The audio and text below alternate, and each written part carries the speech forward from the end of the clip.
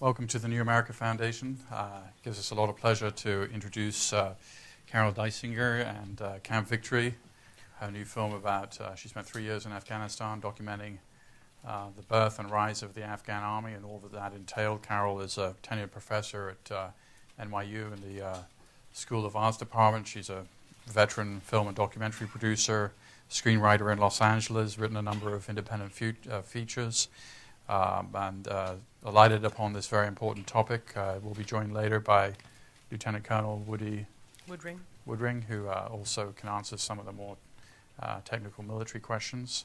The film is 84 minutes, so we're going to start now so that will leave adequate time for questions and for everybody to get out of here by 6:30. Carol, do you want to say something briefly? I just want to say that in case you were expecting a movie that was going to tell you what to think, I do not. I come to this not as a person of policy, but as a filmmaker. And so I simply went and tried to portray what I found on the ground with as little judgment as I possibly could. So I'm always very interested to see the conversation after, because it can be lively. Great. Sorry, I'm used to film people who don't always sit all the way through the credits. Thank you for joining us, Colonel Woodridge. Glad to be here. Sorry. Woodring, I'm sorry. Well, it's surprising that a film about the Afghan Army can actually be funny. Not if you've been there. And also moving. Why did you select Herat? And did you encounter problems as a woman filming in what was, after all, an all-male environment in a country like Afghanistan? I selected Herat because it just interested me historically, it being sort of the city everybody fought over for the Great Game, and I thought it was such a beautiful city, and still there. Kabul I found very difficult, just personally, with there was just so much going on there. I wanted to try to find an Afghan city that was still an Afghan city, that I could walk around in and go outside in and be in. And because the military saw at that time Herat and Mez were like their success stories. Herat was very often where the police training was first handed over to the to the National Guard, where the Special Forces, Afghan Special Forces, a lot of first things were done there. So my feeling was, I'm not in it for the bang-bang, don't like being shot at, personally.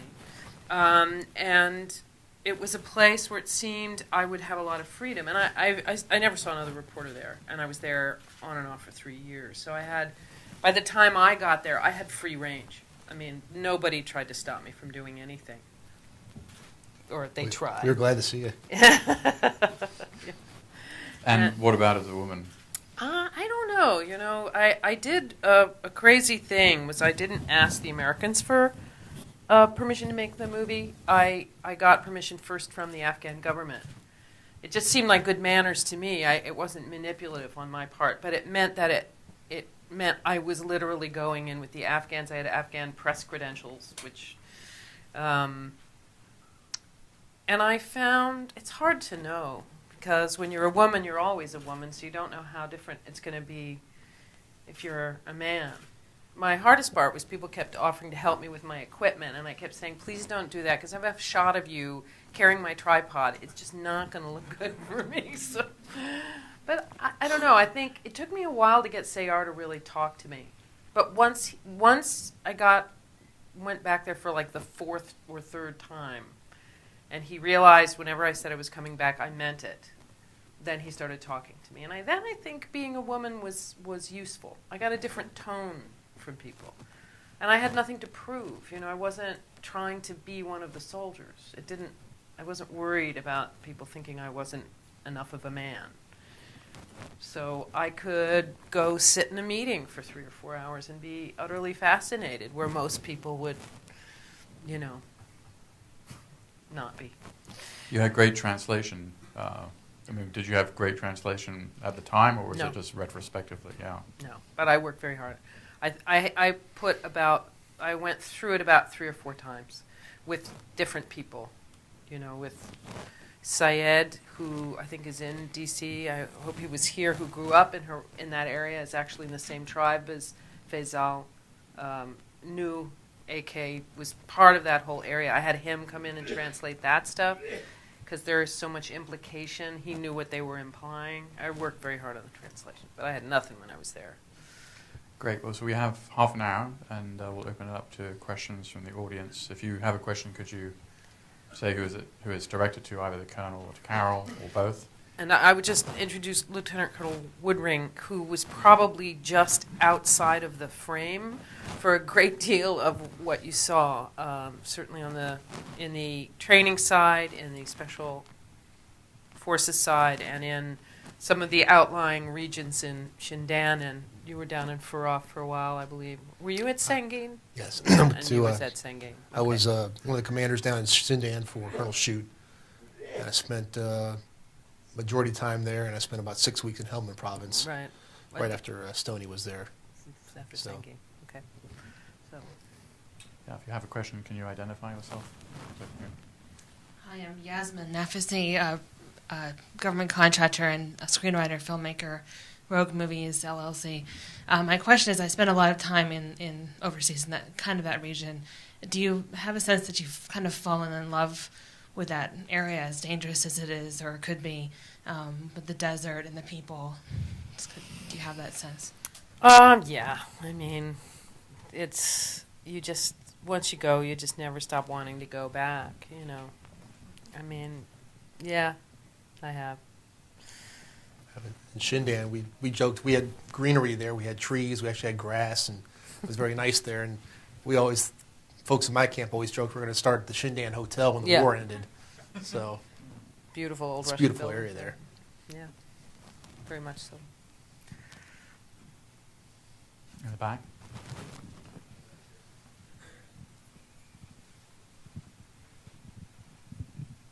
Hi, my name is Joe Brinker. I actually work for USAID on democracy and governance in Afghanistan and Pakistan.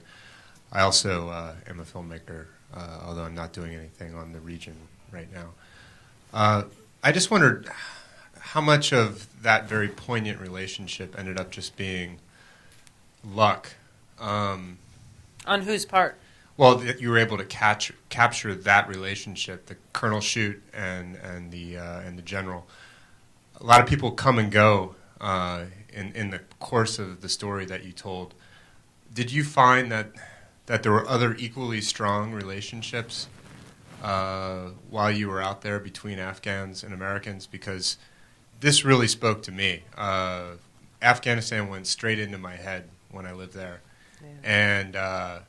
And you know, I really felt in a tangible way the same strength of friendship, you know, that I have with a lot of Afghans. So, well, did you find a lot of people were having those kinds of connections out there, or did you just happen upon a really strong personal there story? I've run into other ETTs who have said to me, you know, like Colonel Olsted, who was the commander in the Korangal, who was in Restrepo. He said to me, you know, if my counterpart was on email, we'd be friends to this day, you know. Yes, I found others. I really wanted Sayar because of his kind of 30 years. He was at the front of the whole history of it. I wanted an archival interview with him. And that is how the relationship with Shute started, because by the time Shute came there, Sayar was so comfortable with me that when Shute came in, it just all unfolded. You know, I was at the point where if I walked in the room with the camera, they wouldn't stop talking and look at me. That's what 3 years on the ground does, is that's that kind of access. So, yes, I saw other relationships like that, but you can't just walk into a room and get that kind of interaction. You have to have become so much a part of the woodwork or the wallpaper or the relationship so that it unfolds in front of you. I mean, that Special Forces meeting, I can't tell you how hard they were trying to get me out of that room with my camera. I mean, you know those guys. They did not want me in that room, and Sayar would not let them throw me out, period.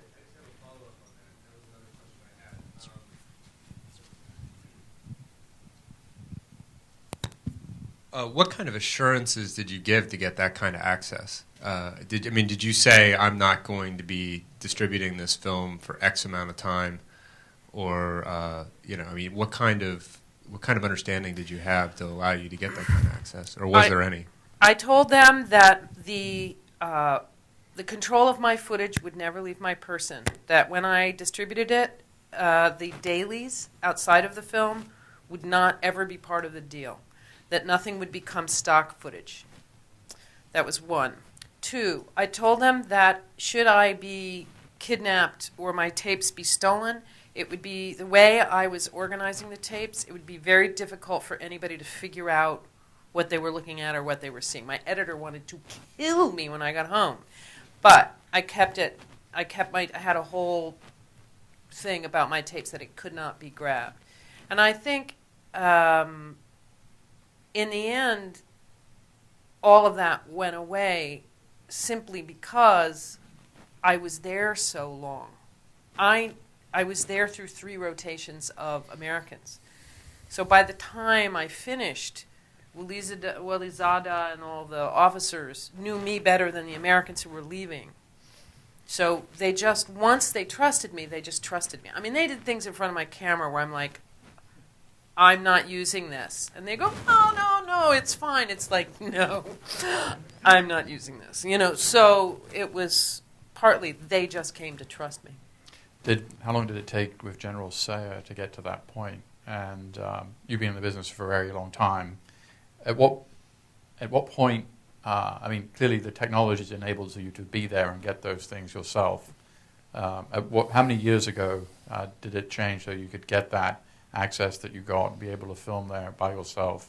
Because, even 10 years ago it would have required a bigger crew. And I caught it, I think, right when it was possible. I mean, just simply because the size of the camera, I caught it right when it was possible, and it's not so possible now because everybody wants high def and those cameras are bigger and the sound is more complicated. So I actually found the, I think, right window. Because the hard part is doing sound and shooting simultaneously. These guys always had to Carol, is this little thing here? Yes. Well, it's interesting also when you look at the Afghans looking at her camera. A lot of these folks have never seen their own image before or seen somebody film them, and they're always very intrigued by that. And what I used to do is take pictures. I'd always show them, their picture, and you would have thought you were walking on the moon. I mean, it was just phenomenal give and take. The great thing was General McCoy showed up with a Polaroid, and the young soldiers, thought that was the greatest technical advance on digital cameras that they'd ever seen because they could keep it, I used to turn the lens around and do pans like that. That's how I got a lot of the pans of the soldiers' faces, because they were like, hey. And how did you get the photos from Bob Nicholsberg? I met Bob Nicholsberg in Kabul at a guest house, and turned out we live 3 blocks away from each other in Brooklyn. And he is a brilliant photographer, but he'd never really gone back into his outtakes. So I went into his outtakes and got them organized and then pulled the slides. Because Bob Nicholsberg I think he's a brilliant photographer who has never had his due, because he was one of those take the film, throw it in an envelope, and hand it to the next person walking that way. And he never went out. But yeah, those photographs are pretty amazing. And he was very helpful. He and Joanna Nathan, who worked with the Crisis Group at the time, were sort of my coaches, because I was not a policy person. I did not know anything about Afghanistan. They would talk for an hour. I would go home and Google for 2 hours. They kept me awake, and they told me what I needed to know, which was very useful. Yeah, Ravi Khanna from VOA TV. What was the premise of your movie when you began, and did it change when it ended? Yes. My premise was I was going to do a grand Frederick Wiseman documentary on nation building. Frederick Wiseman's not going to mean much to everybody. Frederick Wiseman, he did 5-hour movies on welfare that was just sitting in one welfare place for 5 hours. I was going to do the big, vast panorama of nation building. And Afghanistan instructs you in your vanities quickly, and I just had this whole thing of nation building. What is it? What does it look like? Where does it happen when it happens between two people, not up on a PowerPoint? When can I see it? And that's when I came up with the whole mentoring thing, because I saw even other relationships that I watched and followed, that there was something that happened to the Americans and to the Afghan. There was something that happened in the relationship that, as difficult as it is, as impossible as it seems, as chaotic as it seems, that in that relationship there seemed an enormous amount of things that gave me, hope is a strong word, but that there's possibility. Do you have that hope today? I haven't been there in a while. I don't know what's going on. I just know, as you do, that it's a tough little country. You know, I don't know how to answer that question, Peter. I mean, my opinion is I have hope for the kids, because I think that's where it starts. I mean, it's not a 1 to 2 to 5 year plan. It's a 15, 20-year plan. And if you can get to the kids and they learn about America, they learn about democracy, learn about education, it starts with them. And it's a long haul, like Carol said. But the problem is the political time clock in America isn't 15 or 20 years. It's in fact probably about 1 or 2. Yeah. And in that, how this is a question for you, sir. I mean, I know you don't speak for the U.S. military officially, but I mean, just asking your private opinion. General Caldwell is now 3-star general, is taken over the training mission. It's a mission that was screwed up, I think, is a polite way of putting it. I think a lot of things went wrong. Underfunded and undermanned, I would say. Right. But now there seems to be some real, attention and resources being paid. What would be a reasonable outcome to expect, a year or so down the road in terms of what the Afghan Army capabilities might be? Well, the gentleman from USAID might be able to shed some light on that, but my personal opinion, my mission was threefold when I was there. First was to train the Afghan Army. Then I saw that was just one little slice of it. Second was winning the hearts and minds of the people there. And then third was kinetic operations. So those are my priorities. And for example, I'll never forget, I would send my guys, we would go to a local school. We had a little community by our camp. And I said, let's go see what these kids think about us. I mean, we need to interact with them and see, other than driving by and waving at them, I mean, let's see what's on their minds. So I sent all my guys to a classroom. And I'll just never forget that it was all girls' school. And they all said, I don't want to sound glib here, but the first question was, one of the girls says, do all Americans look like you? Of course, I had to laugh, and I'm like, of course, they're all better looking than I am. But, they wanted to know about America. But the problem is they didn't have a map. They have no idea where America is. It's just a place where people like me come from, and they're just very curious about our country and the world, actually. And I wish we could have been able to do more with the kids there. And that's, to me, that was the start of winning that war. And if you can get the kids educated, they won't follow the Taliban. I mean, that's just my personal opinion. But like you said, it's a long haul, and it's a little bit frustrating that we don't do more with the kids there and the teachers and that environment. We're just pushing a little bit on that. I mean, the Afghans, as was made clear in the film, and they're the world's greatest fighters, but they seem to be being jammed into one of the world's worst armies, unlike, let's say, the Iraqi army, which is now operating fairly successfully independently. We haven't really had much examples. In fact, the first Marja operation, right, the Afghan army kind of didn't show up. In the first Helmand operation, when the Marines went in. So, I mean, is there any evidence that we can point to the Afghan army being able to mount, serious independent operations that kind of would give you hope that 2 years from now they might be able to take over more Afghan provinces than they are in right now? Well, this was a question I asked Sayar an awful lot of, because he really meant it when he said, you give me 100 well-trained, well-equipped men, and this fight is over. Now, he's a soldier, and, he's got his thing. But it seemed to me that Afghanistan has had armies that has functioned in the past. It's not a failure of their capacity to organize, communicate up a chain of command, have rules, have it's not. It's just that what I saw was there was the period I filmed was when we were focused on Iraq. That's where this movie takes place, and in a sense, what I saw was there was this tendency to try to train the Army as if it was our Army. I did not use the scenes of trying to teach the military decision-making process with PowerPoint because, only people in the military laughed. You know what I mean? Because it was, but that there is a way to do it. It's just I think what happened, what I kept seeing happening is people who didn't have the patience of Colonel Shute and the respect that Colonel Shute had when he found somebody was good, would sort of keep taking it out of their hands and doing it for them. Instead of, because the training that they needed was logistics and payroll and how to run a fuel supply and how to just, these are guys who never made their bed. I'm sorry. Right? You're not right. I'm right. They just, then they would say, okay, spruce up these barracks and hand them a broom. And it was like, okay,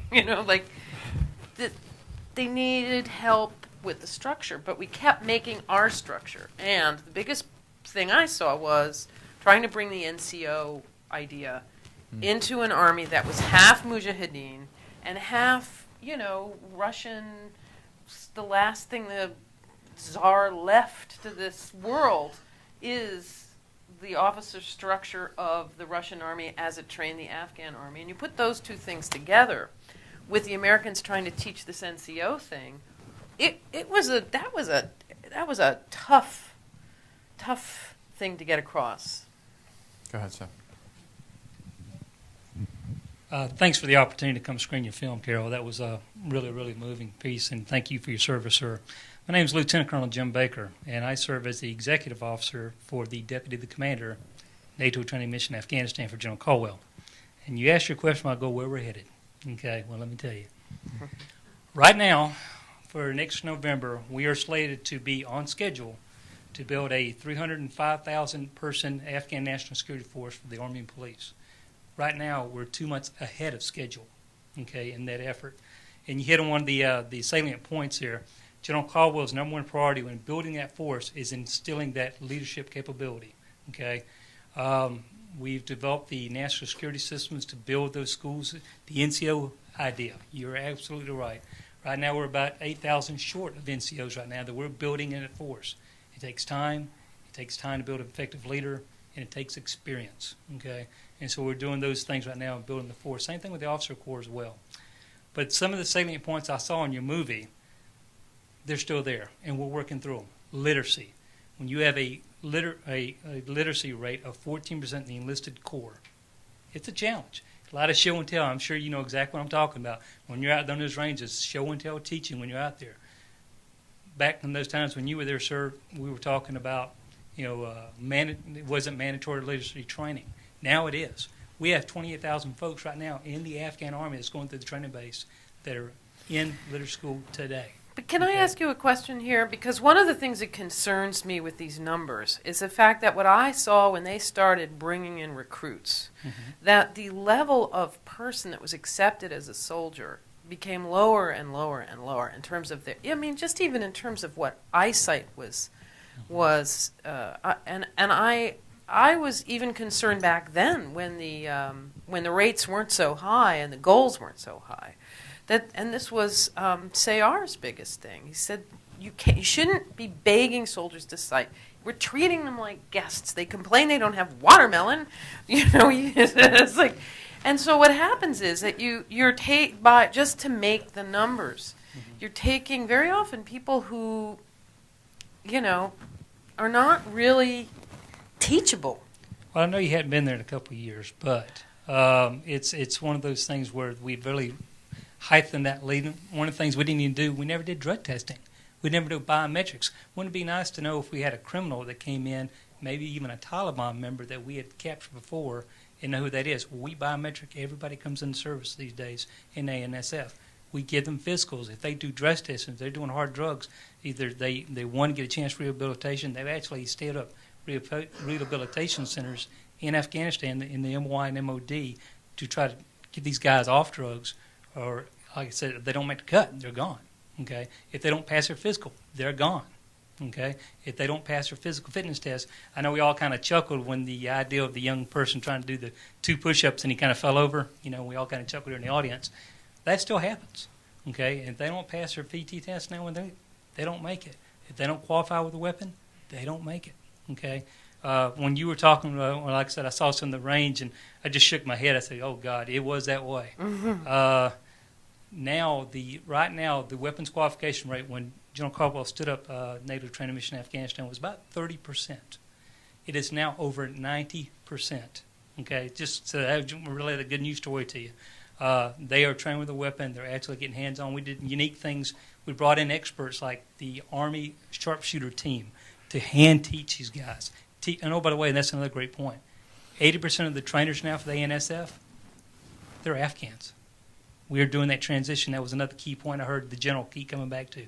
It's their army, their country, absolutely. And they got to train them. They're standing with us, helping them in providing that mentorship. There were a lot of Afghan trainers. Most of basic was handled by Afghans even back then, and most of what I was showing was the mentoring of the officers. You know, so that was, and that I know has transitioned. The National Guard are more in the police and sort of agricultural areas, and the I don't know who's doing the mentoring now. If it's 10th Mountain has left, or Each brigade's Yeah. rotating in and out. Each brigade is different, right? yeah.